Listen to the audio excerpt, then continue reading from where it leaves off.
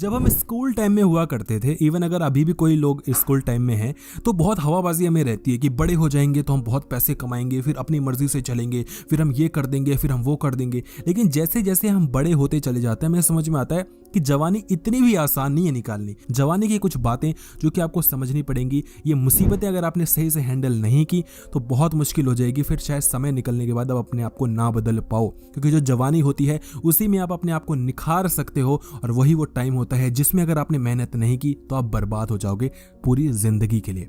कुछ चेंजेस, कुछ इश्यूज जो कि आपको फेस करने पड़ते हैं। सबसे पहला होता है कॉग्निटिव चेंजेस, कॉग्निटिव इश्यूज, जहां पर आपको लगता है कि मैं सबका बॉस हूं, मैं सबका बाप हूं, मुझे मत सिखा, मैं सबसे ज्यादा पावरफुल हूं, मेरे सामने कोई कुछ भी नहीं। और ये चीजें हमें प्रैक्टिकली समझ में आती हैं जब हम 11th क्लास में आते हैं। तो हमें भी यही लगता था 10th तक कि मैं सब कुछ जानता हूं, टीचर को सभी चीजें मैं बताता हूं, मुझे मैथ्स के क्वेश्चंस आते हैं, मैं तो सब जानता हूं। उसके बाद 11th क्लास में हमें समझ में आता है हमें घंटा कुछ नहीं आता, मार्क्स अच्छे से आ नहीं रहे हैं, हम फेल हो रहे हैं। ये लगभग सभी के साथ होता है, और क्लास में ही, स्कूल में ही नहीं, जिंदगी में भी यही होता है। हम अपने पापा को समझाने की कोशिश करते हैं, मैं हूं आपका बाप, अरे आप मुझे समझाओगे, आपको आता भी क्या है, आपको कुछ नहीं आता। लेकिन धीरे धीरे हमें समझ में आता है कि यार नहीं, ऐसा नहीं है, हमारे बाप को हमसे ज्यादा आता है यार, हमारे टीचर को हमसे ज्यादा आता है। वो हमारे पापा कुछ कह रहे थे ना, वो बात सही थी, मम्मी ने जो कहा था ना, सही चीज यार, मान लेना चाहिए था। ये धीरे धीरे जो इंसान जल्दी समझ जाता है वो कामयाब हो जाता है, जो नहीं समझता बस वो यही कहता रह जाता है, मैं सबका बाप हूं, मैं ही सबका पिताजी हूं। दूसरे यहाँ पर चेंजेस आते हैं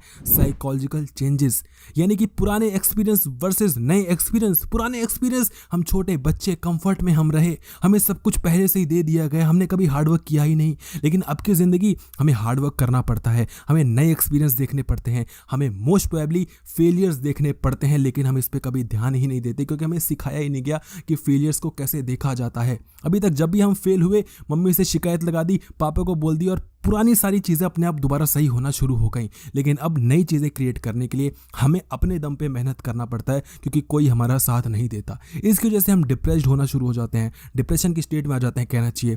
फेलियर हमारे सामने आना शुरू हो जाता है, पीयर प्रेशर डेवलप होना शुरू हो जाता है, हम अपने अपीयरेंस को देख के बहुत ज़्यादा परेशान हो जाते हैं, पिंपल्स आना शुरू हो जाते हैं। तो मैं क्या करूँ, मुझे बहुत पिंपल्स हो गए, मेरे डार्क सर्कल्स आ गए, मेरी हाइट छोटी रह गई, मैं थोड़ा मोटा हो गया, मेरा पेट निकल गया, मैं ऐसा हो गया, मैं वैसा। हमें ये चीज़ समझ में नहीं आ पाती कि हमारे लुक से सारी चीज़ें डिसाइड नहीं होती। लेकिन जो ये जवानी की स्टेट होती है, यहाँ पर सिर्फ और सिर्फ लुक्स ही चलते हैं।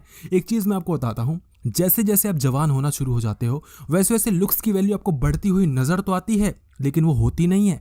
लेकिन जैसे ही आप उस स्टेज को क्रॉस कर लेते हो तो आपको समझ में आता है कि लुक्स ज़्यादा बड़ी चीज़ नहीं है, पैसा ज़्यादा बड़ी चीज़ है। और इसको मैं आपको एक एग्जांपल से बताता हूँ। जब कोई लड़की बड़ी होती है ना, तो अपने आप को बहुत निखारती है, नए नए प्रोडक्ट्स को यूज़ करती है, अपने आप को और गोरा बनाना चाहती है, अपने आप को और हॉट बनाना चाहती है, कपड़े थोड़े डैशिंग पहनती है, हॉट पहनती है, सो दैट कि अपने आप को थोड़ा एक्सपोज करके लोगों को नोटिस करवा पाए, लड़कों की अटेंशन ले पाए, उन लड़कों को इंप्रेस कर पाए जो कि बहुत ज़्यादा स्मार्ट है। वो स्मार्ट लड़कों के पीछे जाती है जो कि दिखने में अच्छे हैं।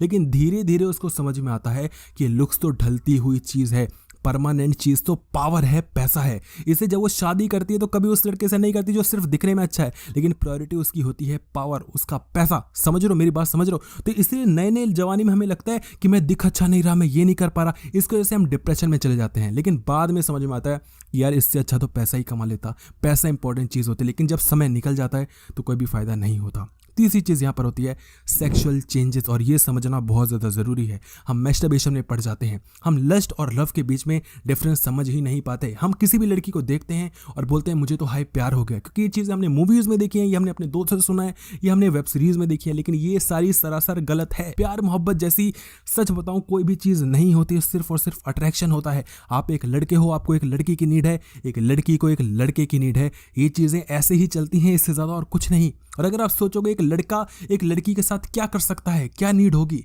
वो एक कौन सी चीज़ है जो एक लड़का सिर्फ एक लड़की के साथ ही कर सकता है और दुनिया में किसी और लड़के के साथ नहीं कर सकता, वो है सेक्स। लेकिन हम इतनी सिंपल सी चीज़ को भी एक्सेप्ट नहीं करना चाहते, क्योंकि हमारा ईगो साइड में आ जाता है, हमारे वैल्यूज साइड में आ जाते हैं। हम अपने आप को गलत होता हुआ नहीं देख सकते, इसलिए हम प्यार का नाम देते हैं पहली नज़र में, पहला प्यार, आशिकी, मोहब्बत, इश्क, ये सारी फालतू की चीज़ है। और ये तब समझ में आती है जब टाइम निकल जाता है। अगर आप ये वीडियो देख रहे हो, कमेंट सेक्शन में बताना आपकी एज क्या है। मुझे देखना है कि किस किस के वीडियो सही टाइम पे हाथ में लग गई है। और वीडियो को प्लीज़ शेयर कर देना अपने सभी दोस्तों में जो भी जवानी में चल रहे हैं, क्योंकि भैया अगर टाइम निकल गया और ये चीज़ें नहीं समझी, समझ तो जाओगे, लेकिन जब जिंदगी सिखाएगी दर्द ज़्यादा होगा। वीडियो देखने के लिए धन्यवाद।